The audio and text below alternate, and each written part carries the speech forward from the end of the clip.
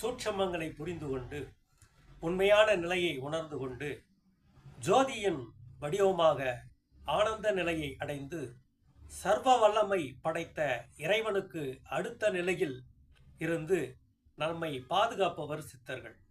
இந்த பிரபஞ்சம் முழுவதும் சித்தர்கள் எண்ணங்கள் பரவி கிடக்கின்றன. அதெல்லாம் பெரியவங்க சொல்லுவாங்க, ஒன்றை புடி உறுதியாய் புடி என்று சொல்வார்கள். அப்போது 18 சித்தர்களில் ஒரு சித்தரை நாம் வழிபடுவோம், ஒருவரை எடுத்துக்கொள்வோம். போகர், புனிப்பானையார், எத்தனையோ சித்தர்கள் இருந்தாலும் ஒருவரை நாம் வணங்கி கொண்டே இருப்போம்.